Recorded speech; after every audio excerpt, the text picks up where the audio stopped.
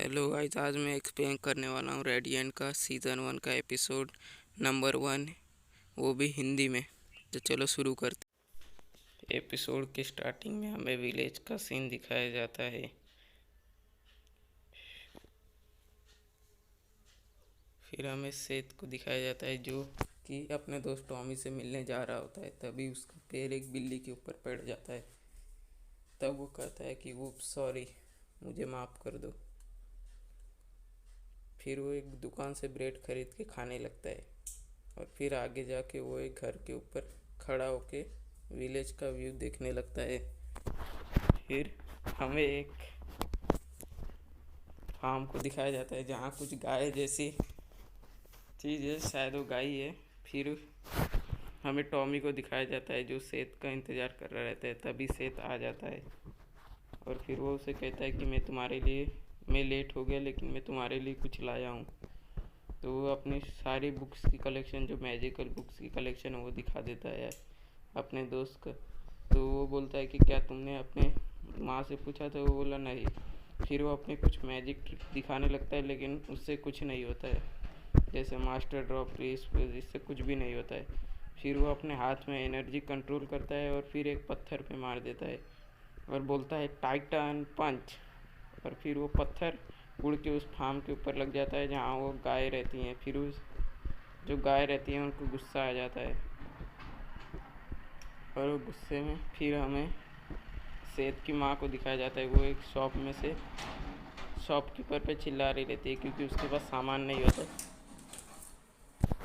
और फिर उसकी कुछ इंफॉर्मेशन बताई जाती है और फिर वो बोलती है कि उसे सिर्फ रोप, मतलब रस्सी और एक लकड़े का बोर्ड चाहिए। तभी वो जो सेठ और टॉमी रहता है उसके पीछे वो गाय भाग भाग के आने लगती है और वो लोग भाग जाते हैं वहाँ से विलेज की तरफ। फिर विलेज वो बोलता है कि मैं ये सब संभाल लूँगा, सेठ बोलता है। तभी विलेज को दिखाया जाता है वापस से विलेज के रोड पे। फिर वो बोलता है वो तो हमारा कैट सेल है लेकिन उसको क्या हो गया। तो वो तब फिर इतना दूर सेठ की जो माँ रहती है वो उसको देख रही रहती है, तो सेठ डर जाता है। फिर जो से फिर जो सेठ की माँ रहती है वो अपने पावरफुल हथियार से एनर्जी रिलीज करती है जिससे कि सारी गाय रुक जाती हैं। और फिर उसकी माँ उसको पकड़ लेती है और बोलती है तुम लोग इडियट हो, कुछ भी करने लगते हो। तो वो बोलते हैं कि मुझे माफ़ कर दो, ये सब करने की वजह से ये लोग को माफ़ कर दो। तो फिर उसके मुंह पे कोई एक पत्थर मार देता है। तो उसकी माँ बोलती है इससे से कि क्या तुम कुछ बोलना चाहोगे? तो बोलता है कि मैं इस सब का पैसा दे दूँगा। फिर वो अपने वापस पावर का इस्तेमाल कर देती है और वहाँ एक बवंडर आ जाता है। और फिर जब बवंडर हटता है तो वो लोग को हवा में उड़ते हुए दिखाया जाता है।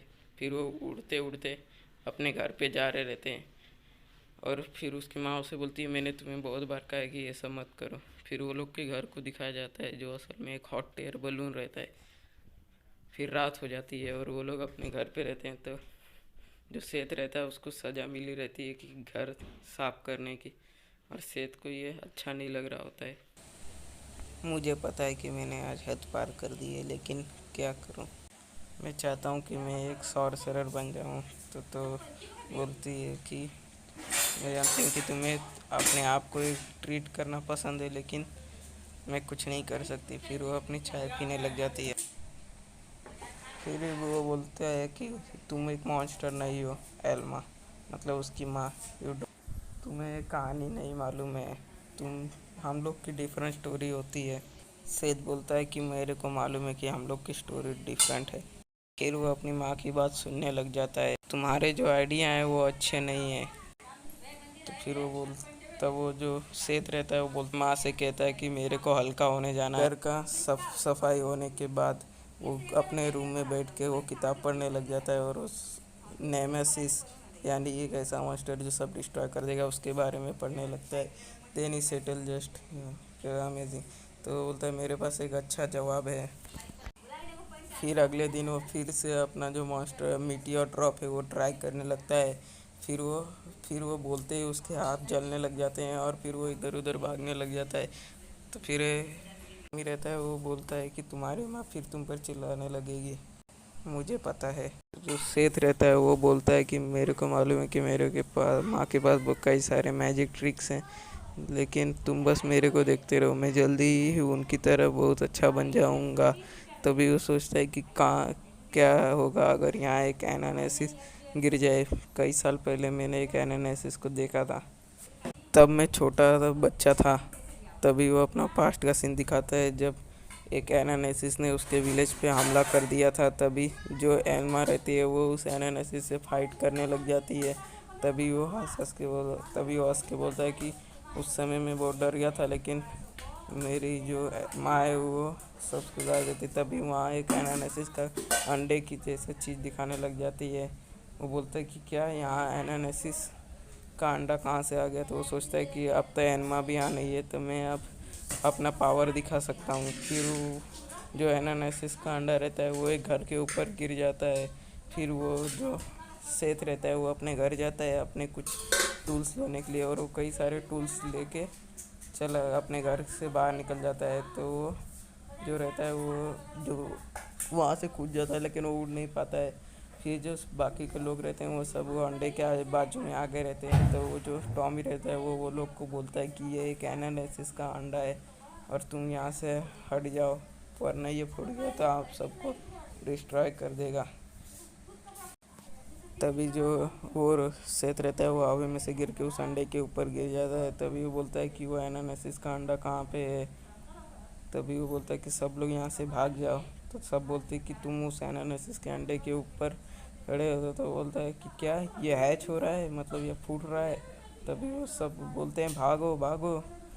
तभी जो अंडा रहता है वो फूट जाता है और उसमें से एक एनालिसिस जिसका मुंह वाइट कलर का रहता है वो उस पर हमला करने लग जाता है और उस सेठ को एक बहुत बेकार ये मार देता है, जिससे कि सेठ एक घर पे जाके टकरा जाता है, अपने हाथ से मार कर घर पे जाके टकरा जाता है और सेठ की हालत कुछ अच्छी नहीं रहती है। सेठ को बहुत पेन हो रहा रहता है। फिर जो है ना एमएनएसिस रहता है वो उसको देखने लग जाता है और फिर वो उस पर एक और हमला कर देता है। फिर जो टॉमी रहता है वो चिल्ला के उसके पास आ जाता है और बोलता है कि सेठ तुम ठीक तो हो ना।